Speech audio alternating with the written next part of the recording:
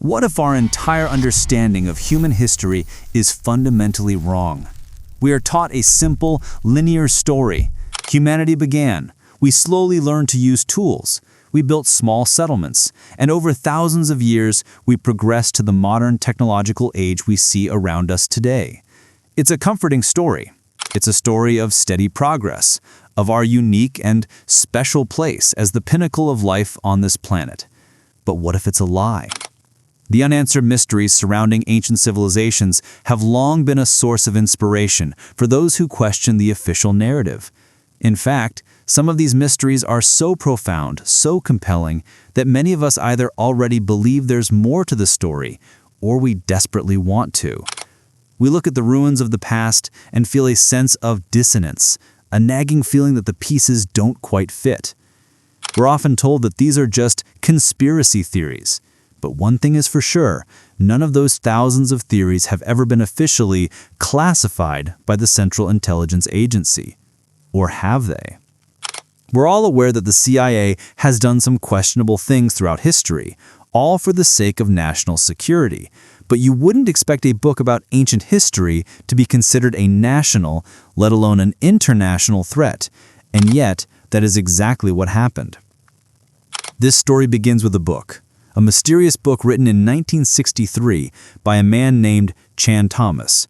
It was going to be published by Emerson House in 1965, but before it could ever reach the public, the CIA got involved. For some mysterious reason, they classified the book, and it was never released. It was buried in the deep archives of the intelligence community for 50 years. Finally, in 2013, due to the Freedom of Information Act, the document was declassified. But it wasn't released to the public until 2016, and what was released truly raises more questions than it answers. The original version of this document was 284 pages long. The PDF that the CIA released was heavily censored, containing just 57 pages. That's less than a fifth of the whole document. The pages were edited so carefully before they were released that you wouldn't even notice the other pages were missing. No one really knows why this book was classified in the first place, but the content we do have is startling. The author, Chan Thomas, had quite the imagination and a huge love for ancient civilizations. And even though what he had to say is very thought-provoking, some of it is just bizarre. So what was in those pages? What did Chan Thomas uncover that was so dangerous, so threatening to our understanding of the world that it had to be hidden from us for half a century? He believed our planet is locked into a never-ending cycle of pole shifts and Earth crust displacements, catastrophic events responsible for the mass extinctions of many civilizations which existed more than 6,000 years ago, even before the Sumerians. He believed these events caused more damage to the Earth than meteors. And his entire theory rests on a foundation of artifacts and geological anomalies around the world that conventional history cannot explain. This is the story of that theory, that evidence, and the potential cover-up of the greatest secret in human history.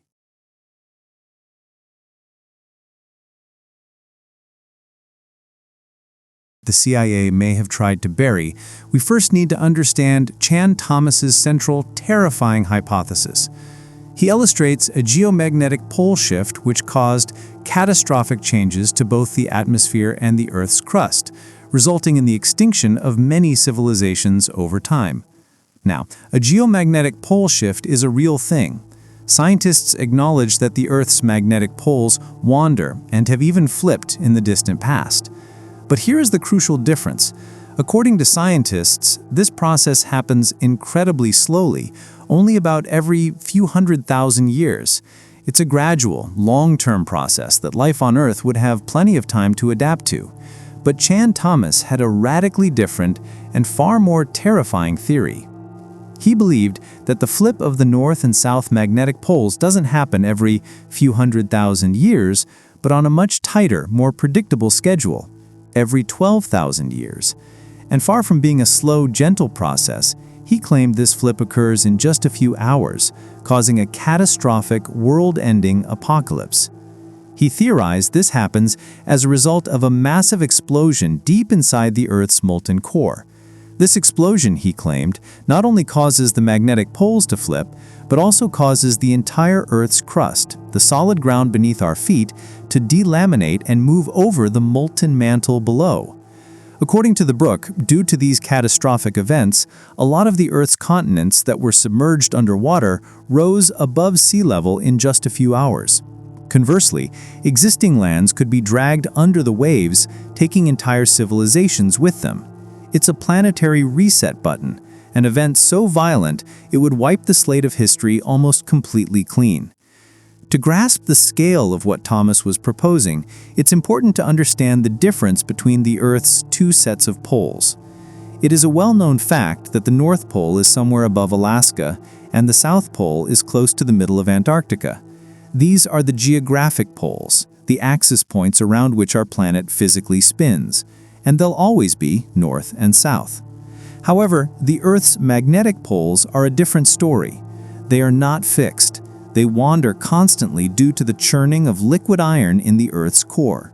And we know for a fact that the Earth's magnetic poles have flipped many times in the past. The last major reversal happened around 780,000 years ago. So if you had a compass, let's say 700,000 years ago, it would have pointed south and shown you the Antarctic. This much is scientific consensus. Where Thomas departed from mainstream science was the speed and frequency of these events. His theory wasn't about a slow magnetic shift. It was about a violent, physical displacement of the planet's entire crust. A theory this grand requires extraordinary evidence. Thomas claimed this evidence is etched into the very geology of our planet. He pointed directly to the end of the last ice age, an event that has always puzzled scientists. Around 12,000 years ago, huge 2-mile-thick ice sheets that covered northern Europe, Northern America, and Canada suddenly disappeared. This event caused the extinction of over 100 species of large animals. Mainstream science suggests a gradual warming period, but the evidence can also be read as something far more sudden. Thomas also points to the Younger Dryas event, a period of dramatic and sudden deep freeze that disrupted the global climate. In his book, he suggests this was caused by the pole shift disrupting the Gulf Stream, the massive ocean current that regulates temperatures in the northern hemisphere. But the most compelling pieces of geological evidence are the anomalies that seem to defy all conventional explanation. Let's go back to the Andes Mountains in Peru. Thomas claims they were once beneath the ocean before the last pole shift. This seems far-fetched since the Andes soar to approximately 22,000 feet above sea level. But then, in the late 1980s, scientists found evidence to support that very claim. They discovered whale bones and marine fossils, said to be millions of years old, on the high-altitude peaks of the Andes and even the Himalayan mountains. How is this possible? How did the skeletal remains of deep ocean creatures end up on the roof of the world? Thomas's theory provides a simple yet terrifying answer.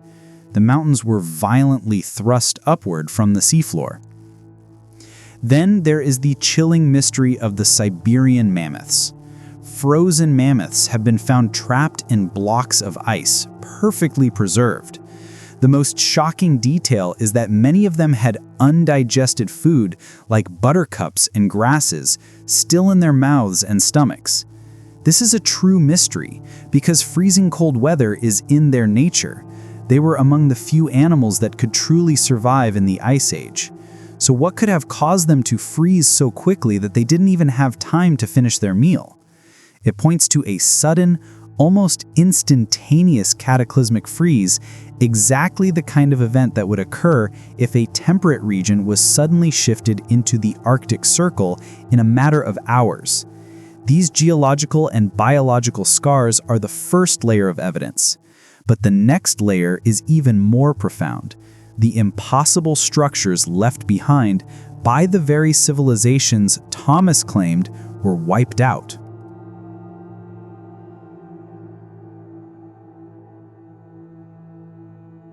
When we think of ancient mysteries, we inevitably think of Egypt and the Great Pyramid of Giza. In his declassified document, Chan Thomas describes the Great Pyramid as a true enigma.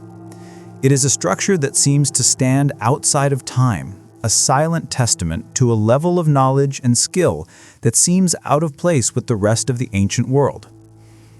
Let's consider the sheer scale of it.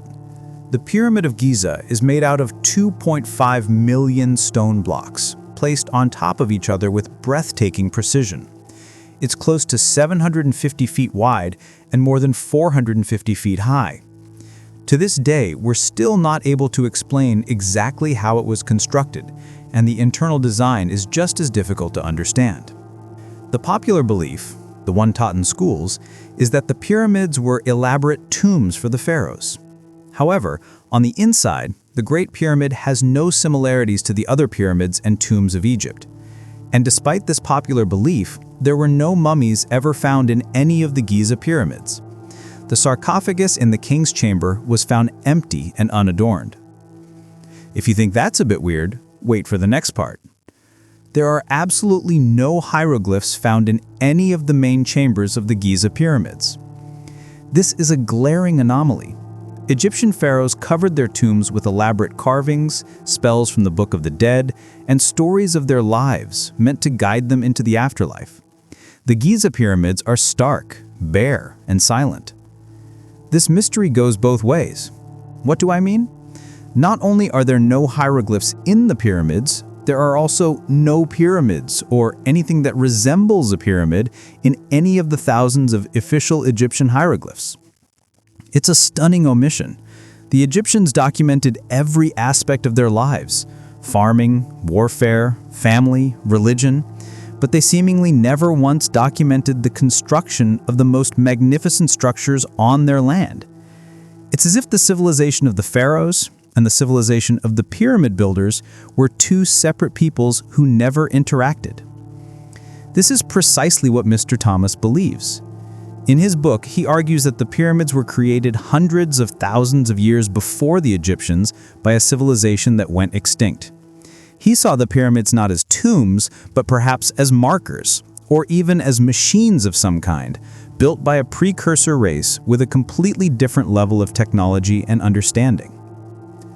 From the sands of Egypt, our journey takes us back to the mountains of Lebanon, to the site of Baalbek. This place may hold the most undeniable evidence of lost ancient technology on the planet.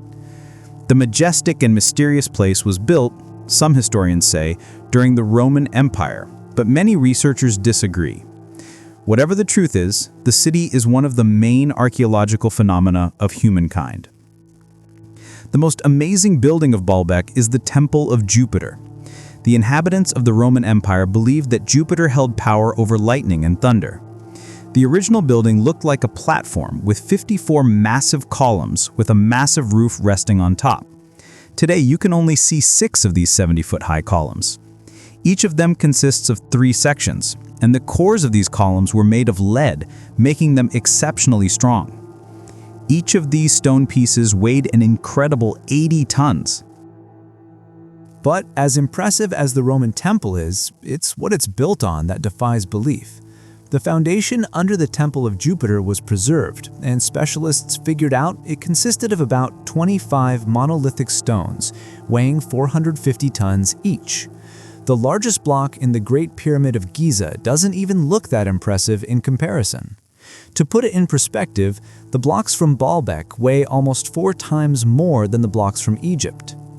And it gets even more unbelievable. On one side of the foundation, there are 3 more enormous limestone blocks, known as the trilithon. These 3 blocks weigh 800 tons each. This is more than twice the weight of a Boeing 747 airplane. Ancient builders must have had a hard time carving such giants from a piece of stone. And after that, they also had to pull them to the construction site and lift them to a significant height of about 30 feet, placing them next to each other with mathematical precision. Repeating these logistics would probably turn out to be a nightmare for present-day builders. To do this amount of work, they would need our most advanced modern equipment, but Baalbek's constructors didn't have trucks, cranes with circular saws, or electricity. How did the builders of the past manage to do this? Scientists have a theory that includes ropes, winches, and lever systems with all the gadgets made from wood. But the scale of this feat stretches such explanations to their breaking point. And here's the kicker. The Romans, meticulous record keepers, don't even credit themselves for these stones. They claim that they built up the sides, but they don't take credit for the extraordinarily large and heavy foundation stones. Why would they build the world's largest monolithic stones in such a remote area, so far away from their capital, and then never take credit for it? According to the author, this is proof that there must have been a lost ancient civilization with advanced technology. The final piece of the Baalbek puzzle lies about 3,000 feet away, in a limestone quarry. Archaeologists suppose that's where the stones for the construction were cut. There, they found a block of limestone that seemed to be too large even for this incredible place. The monolith got called the Stone of the South. It was 65 feet long and 13 feet wide, and the ancient builders didn't have time to completely separate it from its mother rock. A group of scientists from Austria estimated that this piece of limestone weighed more than 1,000 tons. That's like 3 Boeing aircraft or 16 African elephants. But the ancient builders didn't stop at that. They continued to work. In 2014, in the same quarry, German archaeologists unearthed a block that weighed 1,650 tons. No one has figured out yet why people of the past needed a piece of stone that weighed as much as 125 school buses. It's also unclear how they were going to move this giant and why they didn't finish the job. In any case, this third monolith is the largest processed piece of stone in human history. Baalbek leaves us with more questions than answers. Some researchers believe that people of the past had high-tech equipment, while others are just eager to understand how they managed to move those stones. Our search for impossible ancient engineering now takes us to a different continent, to the high plains of Bolivia. Here, in a place called Pumapunku, the mystery is not about size, but about precision. The site looks as if an ancient giant played there with an enormous construction set and then forgot to put the pieces back in the box. These huge stone blocks were carved by ancient builders over 1,500 years ago. Some of the rocks weigh 100 tons. These blocks were brought to an altitude of almost 13,000 feet above sea level from a quarry located 60 miles away from the construction site. The mystery of transportation here is even greater than at Baalbek. There is no forest in that area. This means the builders couldn't use trees to make wooden rollers. Furthermore, the monument belongs to the Inca civilization, and scientists are sure they didn't know anything about wheels. But the true enigma of Pumapunku is the craftsmanship. The blocks are made of granite and diorite, some of the hardest stones on Earth. Yet they are carved into incredibly complex, interlocking shapes with perfectly straight lines, 90-degree interior angles, and surfaces that are polished to a mirror-like smoothness. Some of the blocks look as if they were made with a mold or cut with power tools. The precision is so perfect that the blocks fit together like a puzzle without any mortar. And the mystery of high-precision stonework isn't unique to Pumapunku. Back in Egypt, near the Pyramid of Djoser, archaeologists have found a network of tunnels called the Serapeum. This place contains 24 sarcophagi, weighing from 70 to 100 tons. These giant boxes are carved from a single piece of solid granite and covered with heavy lids. The sarcophagi are perfectly symmetrical to the touch, and their walls are as smooth as glass. Even with the current level of technology, this is very difficult to do. But the ancient Egyptians, supposedly with nothing more than copper chisels and stone pounders, managed this feat. Pumapunku and the Serapeum, like Baalbek and Giza, challenge the very foundations of our understanding of the ancient world. Are we looking at the work of primitive peoples? Or are these the last, silent remnants of a civilization that possessed a profound and now forgotten science of engineering?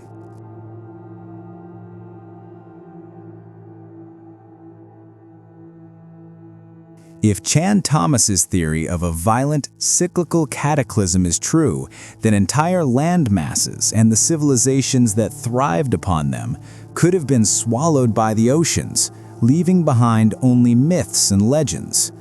The most enduring of these is the story of Atlantis. The first mentions of Atlantis come from the ancient Greek philosopher Plato, who talked about a great city near the Strait of Gibraltar. Plato described Atlantis as a technologically advanced and powerful naval force that was submerged by the ocean in a single day and night of misfortune. For ages, everyone just thought Plato made up Atlantis as a perfect version of his own Athens. But why, about 12,000 years after it supposedly vanished, do we still wonder if it might be real? In the 19th century, a U.S. congressman named Ignatius Donnelly wrote a book giving 13 reasons why he thought Atlantis was more than just a myth. Then in 1965, some folks thought they had actually found Atlantis when they discovered the Richat structure, a massive 25-mile-wide dome in Mauritania, Africa. It's so big that you can see the whole thing from space. Two astronauts flying over the Sahara Desert spotted this giant eye staring back at them and thought they'd made the discovery of a lifetime. Unfortunately, there's no solid evidence linking this structure to Atlantis. It's believed to have formed from volcanic activity about 100 million years ago, but it does look suspiciously like Plato's description of a city of concentric rings. Still, we're no closer to knowing the truth. Chan Thomas also believed in another, even larger lost continent called Mu. According to his declassified document, Easter Island was part of this now lost continent.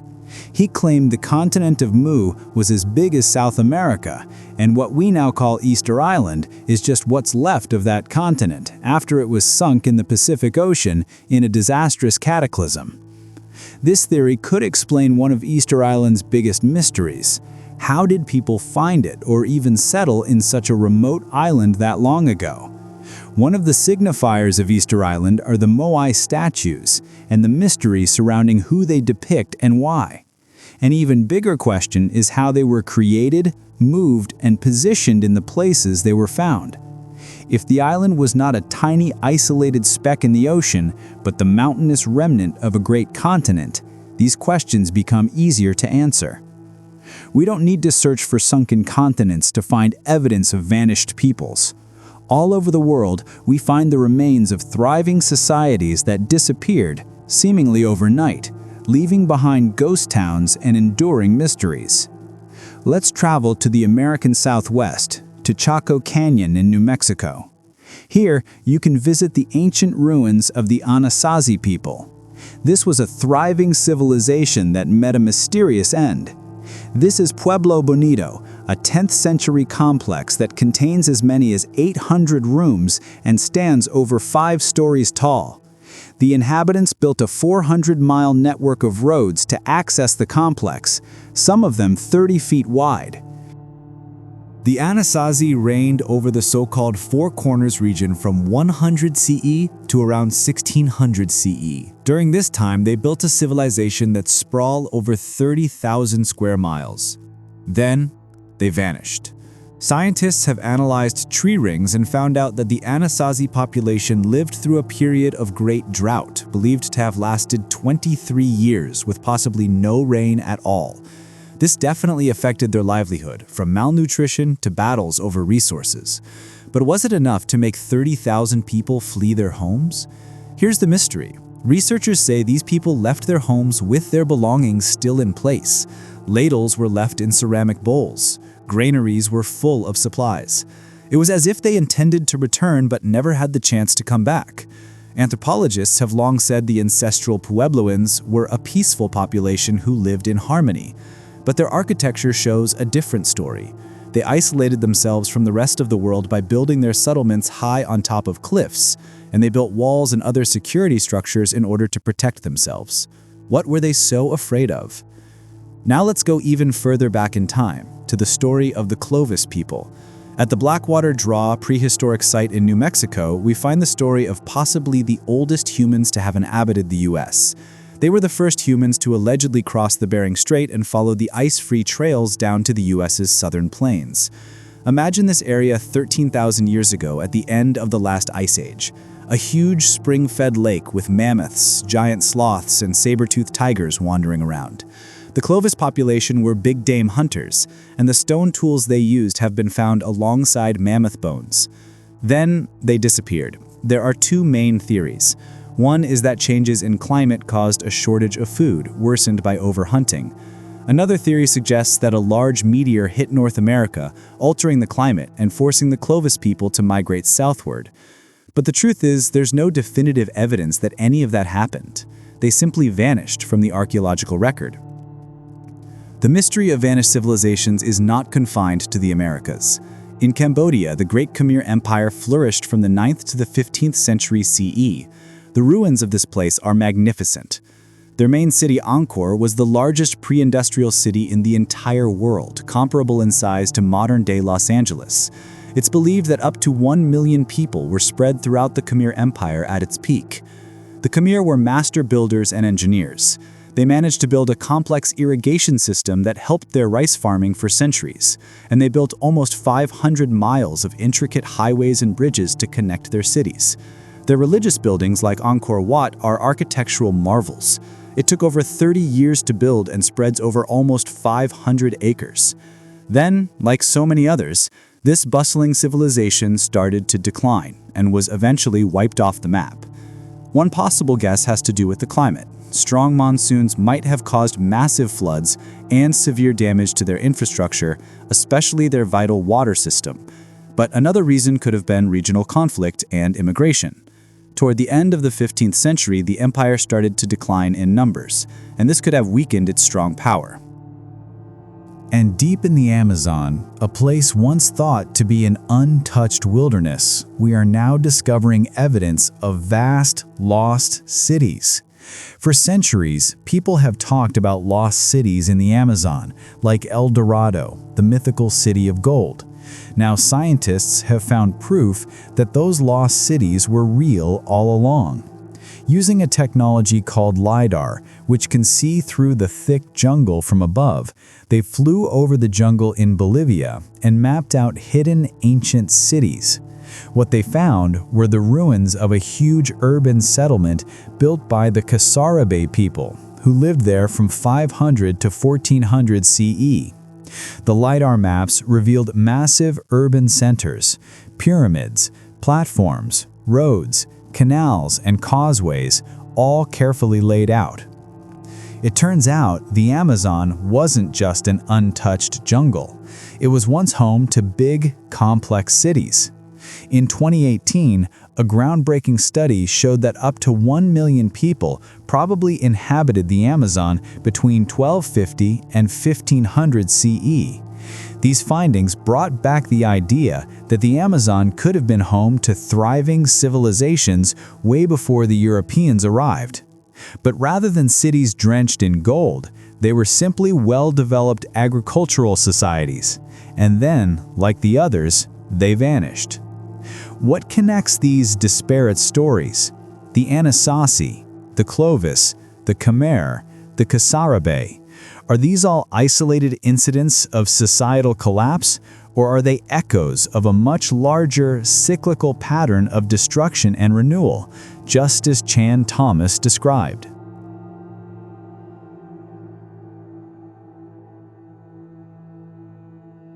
If an advanced civilization was wiped from the Earth in a global cataclysm, they would have left behind more than just their massive stone monuments.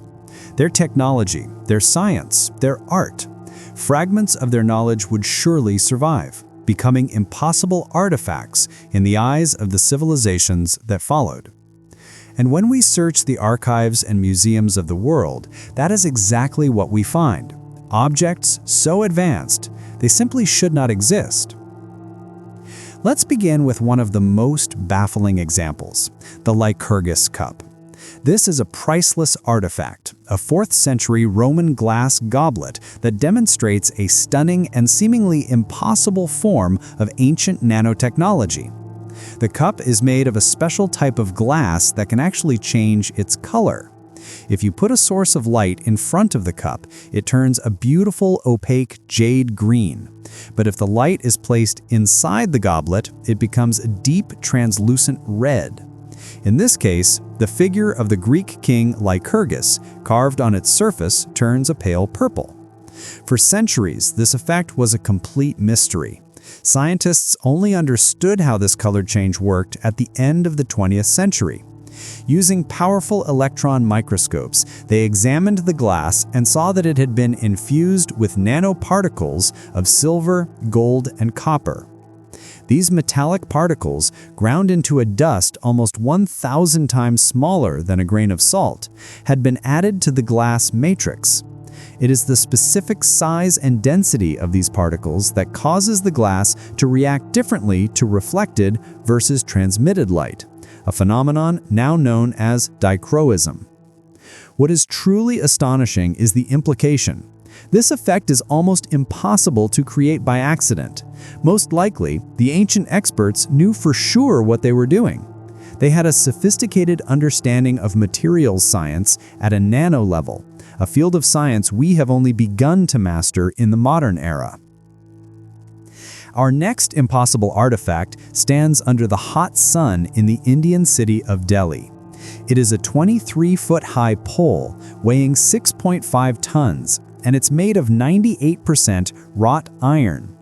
The most incredible thing about this 1,600-year-old pillar is that it has almost no signs of rust or decay. Any modern iron structure of that age, exposed to the elements, would have corroded into dust long ago.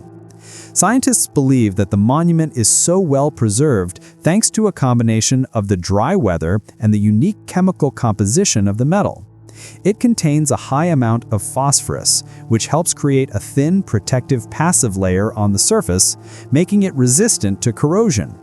And still, researchers don't know how the blacksmiths of the past managed to make an iron pillar of that size that's not afraid of rust. It seems like a tough feat even for modern metallurgists. Finally, we travel to the deserts of Saudi Arabia to look at the Al-Nasla rock formation. This massive sandstone boulder is divided into two parts by a perfectly straight slit. The cut is so precise, so uniform from top to bottom, that it looks as though the rock was sliced in half with a powerful laser beam. Each half of the boulder stands perfectly balanced on its own small pedestal. Some people believe this is undeniable evidence of ancient laser technology. Geologists, on the other hand, have a more conventional theory. They think the split happened due to the ground shifting or natural vibrations that occurred under the rock, creating a stress fracture or a joint. This crack would have been a weak point, and over thousands of years, wind-blown sand and water erosion could have gradually deepened and smoothed it, eventually taking the form you can see today. Whether natural or artificial, the Lycurgus cup, the iron pillar of Delhi, and the Al-Nasla rock are all echoes from the past. They are whispers of forgotten knowledge, tantalizing hints that the ancients may have understood the world in ways we are only just beginning to rediscover. If you lived in a world plagued by a recurring catastrophic apocalypse, a world where the surface of the planet could become an uninhabitable hellscape in a matter of hours, where would you go? The answer is obvious. You would go underground. It's no surprise then that some of the most extensive and mysterious ancient structures ever discovered are not towering pyramids, but sprawling subterranean cities. Our first stop is in China. In 1992, the inhabitants of a Chinese village decided to drain a local pond. Their ancestors had been using it to wash clothes and catch fish for hundreds of years. They kept pumping the water out for 17 days, and as the water level dropped, they made an unexpected discovery at the bottom of the reservoir. The villagers saw an entrance to a cave going down to a depth of 100 feet. This incredible find was named the Long Yu Caves. What they had found was not a natural cave system. Unknown builders had carved out 320,000 square feet of galleries from the solid siltstone. There are separate rooms, massive bridges, pools, and intricately carved columns that support the ceilings. The walls and ceilings of the cave are covered with strange, parallel carved lines and patterns, a uniform design that must have taken immense effort. To this day, scientists haven't found any historical information about who built the caves, why they did it, or what tools they used. It is a massive, silent underground complex, a testament to an unknown chapter of China's past. But for the most incredible underground city ever discovered, we must travel to Cappadocia, Turkey. In 1963, a Turkish man was renovating his home. He took a sledgehammer to a wall in his basement to make some improvements and discovered a hidden tunnel behind it. That tunnel entrance led to more openings, which connected a multitude of halls and chambers. He didn't know it, but he had just rediscovered the ancient, lost city of Derinkuyu. This was no simple bunker. Derinkuyu was a multi-level subterranean metropolis, reaching up to 18 stories tall and plunging more than 280 feet deep. The city was large enough to host 20,000 people, along with their livestock and food supplies. It was simply standing beneath Cappadocia the whole time. And Derinkuyu is not alone. The region hosts hundreds of subterranean dwellings, and 40 of these underground cities are at least 2 stories high. But none of them are as huge or as complex as Derinkuyu. There's not a lot of historical accounts of how Derinkuyu was born. Some scholars speculate that the oldest part of the complex was dug about 2000 BCE by the Hittites, one of the first major civilizations of the Bronze Age. Scholars think they built this underground city to protect themselves from invasion. Others think it was actually early Christians who expanded the city, using it to hide from persecution in the 1st century CE. Some even speculate it could have been constructed to protect people from the intense temperature variations of the region, extreme heat in summer and freezing cold in winter. Geographically, the volcanic tuff rock under Cappadocia is great for building. The rock is soft, which makes tunneling easier. The downside is that this soft rock makes opening large caves fragile, which is why most chambers have massive support pillars left in place. On the bright side, and we are, none of the floors at Derinkuyu have ever collapsed. The builders of Derinkuyu thought of everything.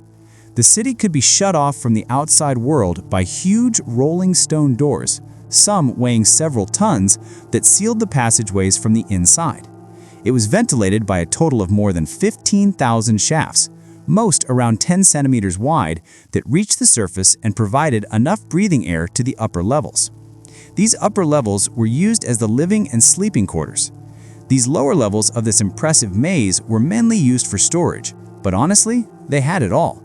They had rooms for a wine press, stables for domestic animals, churches, and even a religious school.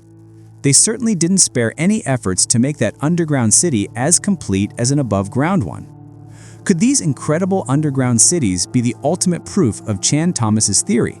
Are we looking at castles built to defend against armies? Or are we looking at arks, built of stone and earth, designed to allow humanity to survive a recurring planetary-scale disaster that wipes the surface clean?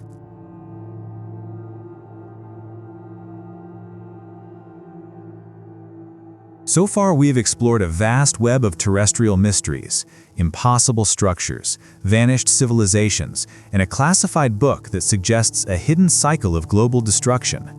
But there is another possibility, another lens through which we can view all of this evidence. What if the precursor civilization that left these incredible traces behind was not entirely of this Earth? So how alone are we in our galaxy? Could there be other civilizations lurking somewhere out there in the depths of the Milky Way? To get a rough idea, we can turn to an equation formulated by the astronomer Frank Drake. The Drake equation isn't meant to give a definitive answer, but to break down the immense question into smaller, manageable factors. It starts with the number of stars in our galaxy, which is estimated to be around 100 trillion. The equation then asks how many of those stars might have planets. We now know from exoplanet surveys that the answer is most of them. From there, we distill it down further to those planets within the habitable zone of their solar system. This zone is called the Goldilocks zone, as it's not too far from the star and not too close to it. It's just right for liquid water to exist on a planet's surface. The equation then reduces the numbers even further by calculating which of those habitable planets will then be able to support life. And from those rare places, the equation takes the probability of how many will develop intelligent beings and if they are intelligent enough to develop technology that can communicate across space. The criteria are complicated, and the numbers are highly speculative, but from its estimate, there could be up to 100 million planets with intelligent civilizations in our galaxy alone. 100 million civilizations. It's a staggering number. So where is everybody? This question is known as the Fermi paradox. One possible answer is a chilling concept known as the Great Filter. The idea is that there is some evolutionary or technological hurdle that is so difficult to overcome, it filters out almost all life before it can become a spacefaring, communicating civilization. These world-ending events should be thrown into the equation. These filters can be natural, like planet-sterilizing asteroid impacts, nearby supernovae, solar flares, or supervolcanoes. Or the filter could be self-inflicted. A civilization could destroy itself through its own technology, like runaway AI dominance or a nanotech disaster. They could destroy themselves by affecting their own ecosystems and running out of resources, or by just acting stupidly. One theorist even reviewed human history and calculated that there could be at least 4 evil civilizations in our galaxy with hostile intentions, eager for intergalactic domination. If we take all these potential filters into the equation, the remaining number of living, intelligent civilizations could be far smaller, perhaps around 15,000. It's still a large number, but it begins to explain the great silence we hear from the cosmos. When we think about these other potential civilizations, it's important to consider just how advanced they could be. To understand what to expect, there is a method called the Kardashev scale, which analyzes a civilization's possible abilities based on the amount of energy it can harness. The scale has 3 main levels. A Type 1 civilization can harness all the energy available on its own planet, like solar, wind, and geothermal power. Modern humans are currently considered a bit of a late bloomer in comparison. We are only a Type 0.7 civilization, not yet a full Type 1. A Type 2 civilization is far more advanced. They can use the energy directly from their star. This might be achieved through a hypothetical megastructure, like a Dyson sphere, a massive shell of solar collectors built entirely around the sun to harness all of its energy output. And lastly, a Type 3 civilization is almost godlike. They can use all elements in energy provided by their entire galaxy, with the power to not only harness the energy from billions of stars, but also black holes, even the central supermassive one. The Milky Way is estimated to be around 13.6 billion years old. Modern humans have only been around for the last 200,000 years. It's scary to imagine the amount of time other beings have had to develop. We are, shall we say, late to the party, because we're located on the outer arms of the galaxy. Mathematicians posit that more centralized star systems have had more time to progress. If the precursor civilization that built Baalbek and the pyramids existed, what was their level on this scale? Were they an ancient terrestrial Type 1 civilization that was wiped out by a planetary cataclysm? Or were they something more, a visiting Type 2 or even Type 3 civilization, for whom moving 1,650-ton stones would be as trivial as a child stacking blocks? But there is a powerful counter-argument to the idea that the galaxy is teeming with life. It's called the rare Earth hypothesis, and it suggests that the long chain of events and conditions that led to intelligent life on Earth is so incredibly improbable that we may, in fact, be entirely alone.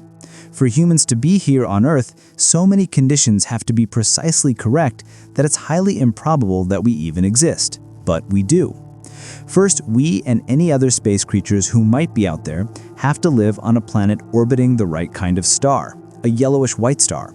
Not a blue star because they burn out too quickly in just a few million years, which isn't enough time for evolution to do its relatively slow magic and produce intelligent beings. Not a red dwarf star, which are the most numerous kind, because they are so cold and dim that a life-during planet would have to orbit very closely, exposing it to intense, deadly X-ray radiation from the star's flares. So that leaves the yellowish stars, But even then, the star must be a third-generation star. Only third-generation stars contain sufficient chemical diversity to sustain advanced life forms. The first stars were made almost entirely of hydrogen and helium. Each time a star explodes in a supernova, heavier, more complicated elements are created and expelled into space, eventually forming the next generation of stars. Our bodies need calcium for our skeletons, our brains need zinc, and our blood needs iron. Therefore, our bodies need to have formed around a third-generation star. Amazingly, Earth has all 94 naturally occurring elements in the universe, from hydrogen to plutonium. Next, the planet itself must have many particular characteristics. Most importantly, the planet must have protection from its own star. The sun constantly emits a stream of charged particles called the solar wind. It's not our atmosphere that primarily protects us, it's the magnetosphere, a magnetic field generated by our planet's core that stops or deflects this dangerous solar wind.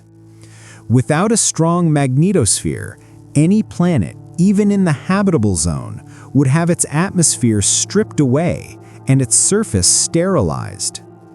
The planet also has a solid crust with active tectonic plates that move.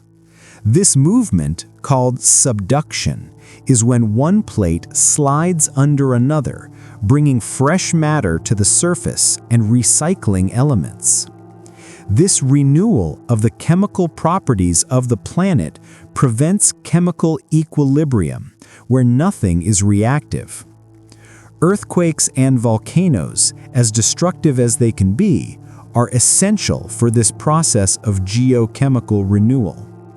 Mars doesn't have tectonic plate activity, which is one big reason it appears lifeless. And that brings us to the Moon. The contribution of the Moon to life on Earth is essential. First, the gravity of the Moon not only makes the ocean tides ebb and flow, it also helps the rotation of the Earth to churn or stir the magma inside the Earth. The motion of the metallic magma inside the Earth contributes to the creation of our magnetosphere. So the Moon helps keep us safe by powering our magnetic shield. Another thing the Moon does is hold the Earth steady. Because the Moon is so large compared to our planet, it acts much like a balance pole does for a tightrope walker, preventing the Earth from wobbling too much on its axis. If the Earth wobbled as much as Mars, our weather would become chaotic, and stable agriculture might have been impossible. These rare or unique astronomical circumstances work together to make Earth habitable. Taken all together, we are very, very lucky to be here. In fact, we're so lucky that we may have hit the cosmic jackpot. Considering all the improbable factors, it's doubtful that anywhere else in the universe is as fortunate as Earth.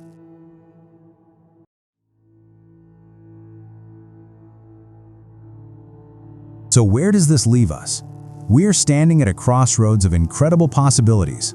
Down one path, we have the chilling theory of Chan Thomas, a terrestrial secret. The idea that our planet has a built-in 12,000-year self-destruct cycle, and that the impossible ruins scattered across the globe are the tombstones of countless forgotten civilizations who were its victims. A truth so destabilizing that a government agency might feel compelled to hide it. Down the other path, we have the cosmic secret, suggested by the rare Earth hypothesis. The idea that our planet is an almost impossible cosmic jewel and that intelligent life is fantastically rare. In this scenario, the evidence of a precursor civilization might not be from a lost human society, but from something far older, and perhaps not from this world at all. Could a visiting Type 2 or Type 3 civilization have used our planet as an outpost long ago, leaving behind structures like Baalbek and Giza as their inscrutable calling cards? We are left with a profound and unsettling mystery. We have a classified book, a terrifying theory of global destruction. impossible ancient structures, vanished peoples, and artifacts that defy their time? Are these all separate, unrelated puzzles? Or are they all pieces of one single magnificent and terrifying picture of our true history? The one thing that is certain is that the story we are told is incomplete. The evidence is clear. The questions are real. The silence from the past is deafening, and the silence from our own institutions on matters like Chan Thomas's book is just as loud.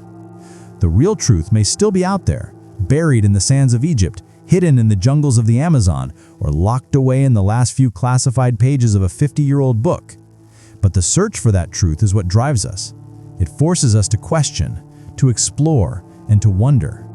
And to remember that we may only be the current chapter in a book that is far, far longer than we ever knew. What do you think is the truth behind these ancient mysteries?